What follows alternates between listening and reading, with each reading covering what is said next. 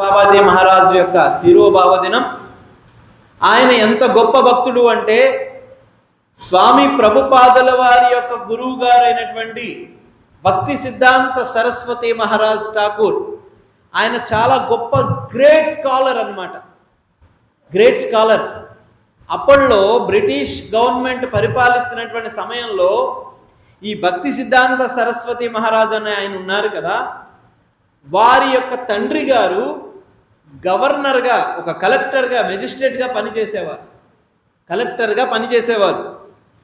ఆయన ఎంత గొప్పవారు అంటే ఆయన ఇంటికి ఒక ట్రైన్ ఉండేది. ఏకంగా ఆయన్ని రిసీవ్ చేసుకోవడానికి, ఆయన్ని తీసుకురావడానికి, ఆఫీస్కి తీసుకెళ్ళడానికి.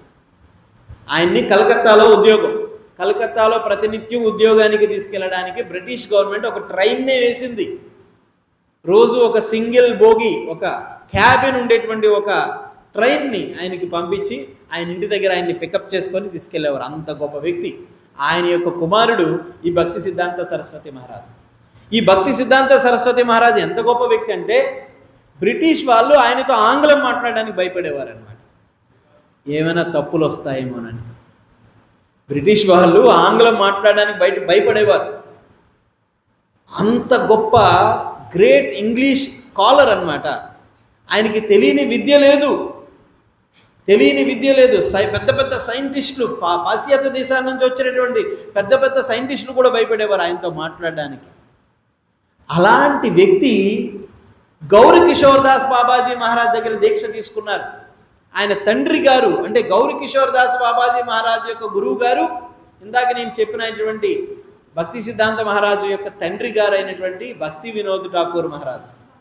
ఆ భక్తి వినోద్ ఠాకూర్ మహారాజ్ దగ్గర దీక్ష తీసుకోవాలంటే, నువ్వు నా కుమారుడికి నేను దీక్ష ఇవ్వలేను, నువ్వు గౌరీ కిషోర్ దాస్ బాబాజీ మహారాజ్ దగ్గరికి వెళ్ళి దీక్ష తీసుకో అన్నారు. అయితే గౌరీ కిషోర్ దాస్ బాబాజీ మహారాజ్కి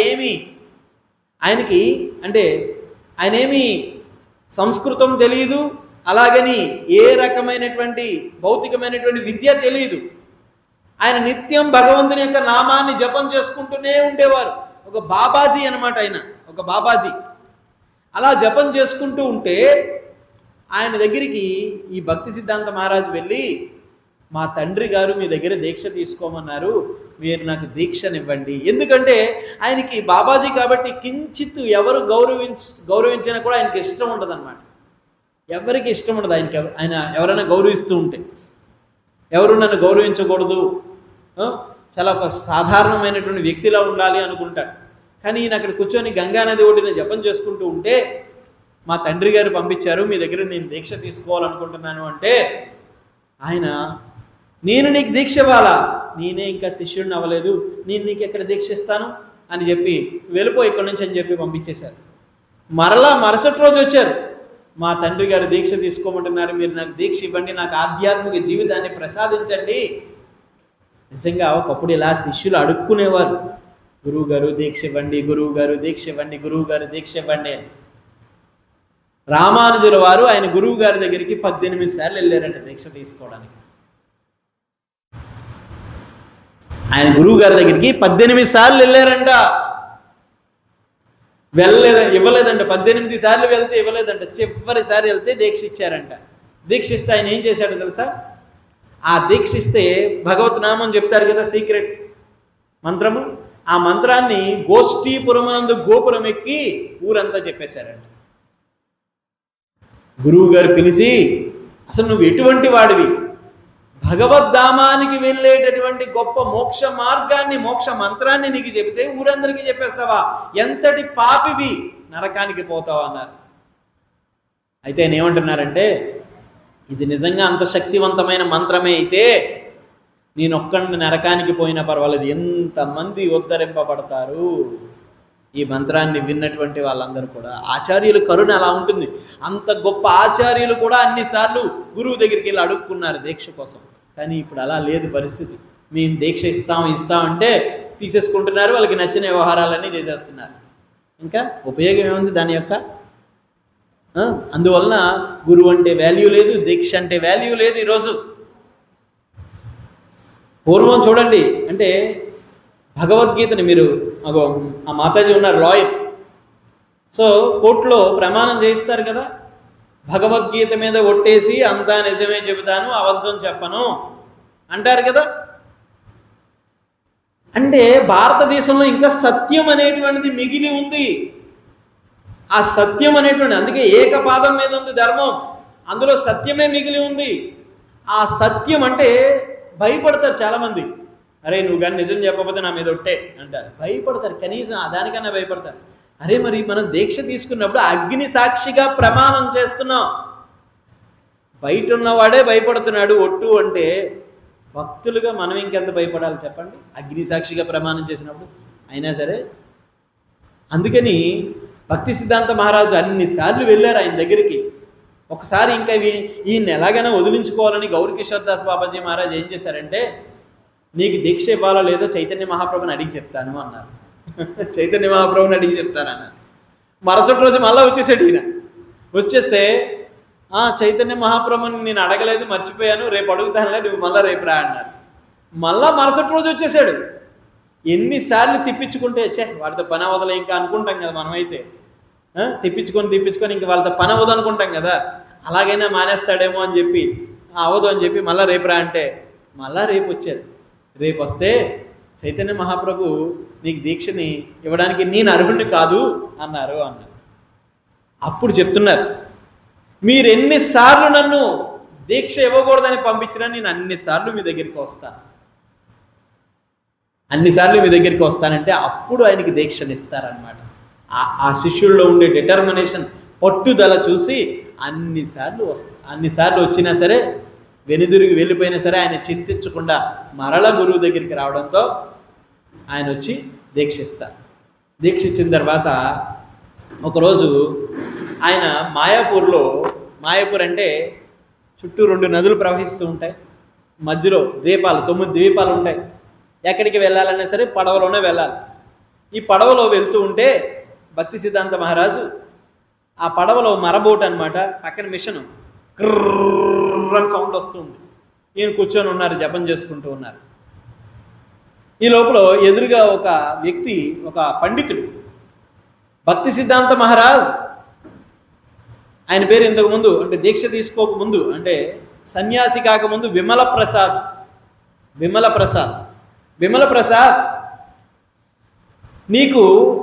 నువ్వు దీక్ష తీసుకున్నటువంటి గురువు నిరక్షరాస్యుడు. ఆయన దగ్గర ఏం జ్ఞానం నేర్చుకుంటావు, ఏం జ్ఞానం నేర్చుకుంటావు? ఆయన నిరక్షరాస్యుడైనా సరే భగవద్గీత భాగవతం యొక్క సారాన్ని ఇట్టే ఆయన 2 ముక్కల్లో చెప్పేసేవారు అనమాట. అంత గొప్ప వ్యక్తి. అటువంటి నిరక్షరాస్యుడి దగ్గర ఎలా నువ్వు దీక్ష తీసుకుంటావు? గురువు అంటే సమస్తమైనటువంటి జ్ఞానాన్ని తెలిసి ఉండాలి కదా, అటువంటి వ్యక్తి దగ్గర నువ్వు ఎలా దీక్ష తీసుకుంటావు అని అడిగితే అప్పుడు ఒక మాట చెప్తారు. ఈరోజు మీరు ఒక మాట గమనించండి, అది ఏమిటి అంటే, ఈ పడవ చక్కగా నడుస్తుంది కదా, ఈ పడవలో ప్రయాణం ఎంతో చక్కగా ముందుకు వెళ్తుంది. ఈ పడవ ప్రయాణము చక్కగా నడవాలి అంటే ఏం పని చేస్తుంది అని అడుగుతారు ఆ వ్యక్తిని. అదిగో అక్కడ మిషన్ ఉంది కదా, అక్కడ మోటార్, ఆ మోటార్ చక్కగా తిరగడం మూలంగా ఆ నావికుడు ఆ మోటార్ సహాయంతో ఈ బోటుని నడిపించడం మూలంగా ఈ ప్రయాణం ముందుకు సాగుతుంది. అదేవిధంగా ఈ భక్తి సిద్ధాంతుడి యొక్క ప్రయాణము ముందుకు సాగుతుంది. ఆధ్యాత్మిక జీవితం అంటే అక్కడ నా గురువు అయినటువంటి గౌరీ కిషోర దాస బాబాజీ మహారాజు కూర్చొని భగవత్ నామాన్ని, శుద్ధ నామాన్ని చేయడం మూలంగా ఈరోజు నా జీవితం ఇలా ఉంది అని చెప్తాను. ఈరోజు మనం ఆధ్యాత్మిక సేవ చేస్తున్నాం, ఇన్ని సేవలు చేస్తున్నామంటే దానికి కారణం మనం కాదు, మన గొప్పతనం ఏమీ కాదు. మన గురువు మన కోసం ఆలోచిస్తూ ఉన్నారు, దీక్ష ఇచ్చి శిష్యుడి కోసం ఆలోచిస్తూ ఉన్నారు. అందుకు మన జీవితం ప్రశాంతంగా భక్తి చేసుకోగలుగుతున్నాము. అంత గొప్ప వ్యక్తి. ఆయన ఎంత సరళంగా ఉండేవారంటే, ఆయన జీవితం ఎంత సరళంగా ఉండేదంటే, కొన్ని రోజులకి కళ్ళు కనిపించడం మానేసాయి. ఆయనకి కళ్ళు కనిపించట్లా. అయితే భక్తి సిద్ధాంత మహారాజ్ చెప్తారు, మహారాజు బాబాజీ మీకు కళ్ళుకి సరిగ్గా కనిపించట్లేదు, చాలా ఇబ్బంది పడతారు, నడండి మిమ్మల్ని కలకత్తా తీసుకెళ్ళి ఒక మంచి వైద్యుడిని చూపించి కంటికి ట్రీట్మెంట్ చేయిస్తాను అంటే, అప్పుడు ఒకటే మాట అంటారు, నేను ఎవరి దగ్గర సేవ తీసుకోవాలనుకోవట్లేదు, నేను అందరికీ సేవకుణ్ణి. మీరు నన్ను డాక్టర్ దగ్గరికి తీసుకెళ్తారు, ఆయన నా కంటికి వైద్యం చేస్తాడు, నాకు సేవ చేస్తాడు, కాబట్టి నేను ఎవరి దగ్గర సేవ తీసుకోవాలనుకోవట్లేదు, నన్ను ఇలా ఉండనివ్వండి అని చెప్పి అంటారు. బాబాజీ మహారాజుకి బాగాలేదంటే అందరూ వచ్చి చూడడానికి వస్తూ ఉన్నారు.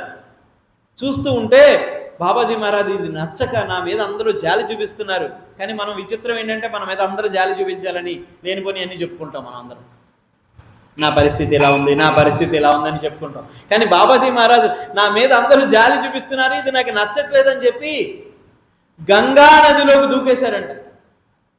గంగా నదిలోకి దూకేసి 45 రోజులు బయటికి రాలేదంట.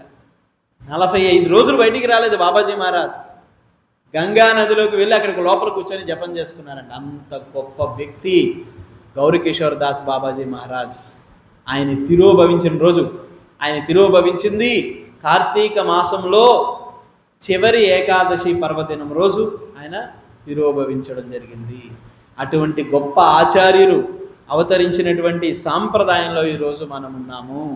అందుకని గౌరకిషోర్ దాస్ బాబాజీ మహారాజ్ యొక్క మంత్రం ఏమిటి అంటే నమో గౌరకిషోరాయ. చెప్పండి, నమో గౌరకిషోరాయ సాక్షాత్ వైరాగ్యమూర్తయే విప్రలంబర సాంబోధే పాదాంబుజాయతే నమః, పాదాంబుజాయతే నమః. గౌరకిషోర్ దాస్ బాబాజీ మహారాజు సాక్షాత్ వైరాగ్యమూర్తి. వైరాగ్యానికి మూర్తీభవించినటువంటి రూపం ఏర్పడితే అది ఎవరు అంటే గౌరకిషోర్ దాస్ బాబాజీ. దేని మీద అటాచ్మెంట్, బంధన లేదంట ఆయనకి, దేని మీద బంధన లేదంట. ఆ విధంగా ఆయన గౌరకిషోర్ దాస్ బాబాజీ మహారాజు ఉన్నారు. కేవలం ఒక వస్త్రాన్ని ధరించేవారు, గంచా. శరీరం మీద ఒక వస్త్రాన్ని ధరించి ఈ ఒంటి మీద ఒక వస్త్రాన్ని ధరించేవారు, అంతే. తెల్లని వస్త్రాలు ధరించి ఉండేవారు. ఆయనకు ఒక శిష్యుడు ఉండేవారు. ఒకరోజు ఆ శిష్యుడు గౌరకిషోర్ దాస్ బాబాజీ మహారాజ్ దగ్గరికి వచ్చి చెప్తున్నారు, భాగవతంలో భ్రమర గీత అని చెప్పి ఒక సబ్జెక్ట్ ఉంటుంది, ఒక చాప్టర్ భ్రమర గీత. అంటే ఆ భ్రమర గీత అంటే దాని అర్థం ఏంటంటే కృష్ణుడు రాధారాణి ఇలా కూర్చుంటారు. ఆ కూర్చునేటప్పుడు రాధారాణి యొక్క కాలు మీద ఒక భ్రమరం వచ్చి వాలుతుంది. ఆ భ్రమరం వచ్చి వాలుతున్నప్పుడు ఆ భ్రమరము ఏ విధంగా ఉంది, దాని యొక్క భావన ఎలా ఉంది, ఆ భ్రమరం ఏమనుకుంటుంది రాధాకృష్ణుల కోసము, ఈ రాధాకృష్ణ యొక్క తత్వాన్ని భ్రమర గీతం అంటారు. ఆ భ్రమర గీతాన్ని ఒక ప్రవచకుడు చెబుతూ ఉన్నాడు. చెబుతూ ఉంటే అది వినడానికి కొల్లలుగా జనాలు వచ్చేస్తుంటే ఈ శిష్యుడు 2 రోజులు ఆ ఉపన్యాసానికి వెళ్తాడు. వచ్చిన తర్వాత బాబాజీ అక్కడ ఒక మహారాజు, ఒక సన్యాసి వచ్చారు, ఆ భ్రమర గీతం కోసం చెప్తున్నారు, వింటూ ఉంటే చాలా బాగుంది మహారాజ్, బాబాజీ మీరు కూడా రావచ్చు కదా, తీసుకెళ్తానంట. బాబాజీ అంటారు, రేపు నుంచి అక్కడికి వెళ్ళడానికి లేదు, నువ్వు రేపు నుంచి అక్కడికి వెళ్ళడానికి లేదు అన్నారు. అదేంటి బాబాజీ అంత బాగా చెప్తున్నారు కదా, ఎందుకు వెళ్ళడానికి లేదంటే అర్హత లేకుండా రాధాకృష్ణుని యొక్క నామాన్నే ఉచ్చరించకూడదు, అలాంటిది రాధాకృష్ణుని యొక్క దివ్య లీలలు నువ్వు ఎలా వింటావు అంటారు. అందుకని మనం చూడండి, రాధాకృష్ణ అని జపించాం. మనం రాధాకృష్ణ అని ఎప్పుడు జపించాం, ఏమంటాం? హరే కృష్ణ అంటాం. హరే అంటే రాధారాణిని నేరుగా రాధే అని పిలవకూడదు, అర్హత లేదు మనకి. అందుకే కృష్ణుడి యొక్క అంతరంగిక శక్తి హరే అంటే, అందుకని అలా ఇండైరెక్ట్గా పిలుస్తున్నాం మనం. అటువంటి రాధాకృష్ణ తత్వాన్ని నువ్వు ఎలా వినడానికి వెళ్తున్నావు? నీకు సరైనటువంటి భావన కానీ లేకపోతే ఆ రాధాకృష్ణుల యొక్క లీలలు నీలో కామవాసనని పుట్టుకొస్తాయి. ఎందుకంటే అందులో నీకు కామమే కనిపిస్తుంది, ప్రేమ కనబడదు. అందుకే చూడండి, ఈరోజు ప్రతి ఒక్కడు కూడా ఎవడు ఎటువంటి చెడ్డ పని చేసినా రాసలీలలు చేసి దొరికిపోయాడంట. సింపుల్గా అంటే రాసలీల అనేటువంటిది గొప్ప, ఎంతో ఉన్నతమైనటువంటి అది అధ్యాయం. అది ఆ అధ్యాయాన్ని ఒక పనికిమాలినటువంటి వ్యక్తులు చేసేటటువంటి పనిని రాసలీలతో పోల్చేస్తారు. మరి అటువంటి రాసలీలని నీవు ఎలా అర్థం చేసుకోగలుగుతావు? అటువంటి భ్రమర గీతను నీవు ఎలా అర్థం చేసుకోగలుగుతావు? కాబట్టి అందుకని నేరుగా మనం రాసలీలలోకి వెళ్ళిపోకూడదు. చదువుతున్నప్పుడు రాసలీలలో ఏముందని విన్నామంటే చదివేమంటే మనకు అర్హత లేకుండా కానీ చదవడం మొదలు పెడితే మనలో కామవాంఛన, తుచ్చమైన కామవాంఛన గుర్తొస్తుంది రాధాకృష్ణుల మధ్యలో. సో కాబట్టి ఆయన శిష్యుడు ఏమంటాడంటే, బాబాజీ కొంతమంది ఏడుస్తూ ఉన్నారు కూడా ఆ భ్రమరగీతను విని, అంటే అది కూడా మంచిది కాదు, అది కేవలం సెంటిమెంటల్ భక్తి అంతే. కొంతమంది చూడండి ఇట్టే భగవంతుడి లీలలు వినగానే ఏడవడం మొదలు పెట్టేస్తారు. నిజంగా కానీ ఏడుపు వచ్చిందంటే రేపు ఉదయం నువ్వు సన్యాసం తీసుకోవాలి. నిజంగా కానీ ఏడుపు వచ్చింది అంటే రేపు ఉదయం సన్యాసిగా కూర్చోవాలి. ఏడవడం అంటే దాని అర్థం ఏమిటంటే ఎంతో ఉన్నతమైనటువంటి ఉత్కృష్టమైనటువంటి భావస్థితి. ఆ భావస్థితిలోనే నీకు ఏడుపు వస్తూ ఉంది. నయనం గలదశ్రుదారయా వదనం గద్గరుద్దయాగిర పులకైర్నిచితం వపు తవ కథా నామ గ్రహణే భవిష్యతి. అది ఎంతో ఉత్కృష్టమైన స్థితి. ఆ స్థితిలోకి కానీ నువ్వు వెళ్ళావంటే మళ్ళా వెనక తిరిగి చూడవు. కానీ మన భక్తి ఎటువంటిదంటే సెంటిమెంటల్ భక్తి. ఆ క్షణంలో ఏడ్చేస్తాం, ఆ క్షణంలో అన్ని దులిపేసుకుంటాం. మీరు చూడండి ఆ రాధాకృష్ణుని యొక్క లీలలో చూడండి. రాధారాణి ఆ చిత్రపటంలో ఏం చేస్తుంది? రాధారాణి కృష్ణుడిని చూసి ఏడుస్తూనే ఉంది. కానీ మన ఏడుపు ఎలా ఉంది? మన ఏడుపు ఎలా ఉంటుందంటే ఆ క్షణంలో ఏడ్చేస్తాం, మరలా మామూలుగా గుర్తొచ్చింది, మళ్ళా బాహ్య ప్రపంచంలోకి వెళ్ళిపోతాం మనం. అందువలన మనల్ని ఆ లీలలు ప్రభావితం చెయ్యవు.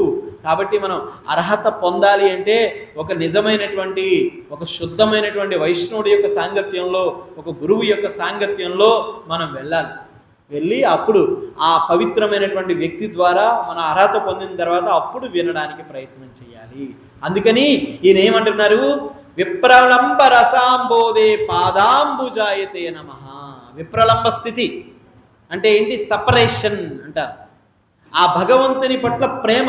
సపరేషన్ అంటే దాని అర్థం ఏంటంటే ఆయన లేకపోయినా సరే ఆయన భావనలో జీవించడము. ఆయన లేకపోయినా ఆయన భావనలో జీవించడం, అదే విప్రలంబ స్థితి. ఆ స్థితిలోకి నువ్వు ఎదిగితే అప్పుడు నీకు రాధాకృష్ణుని యొక్క భావన ఏంటో అర్థమవుతుంది.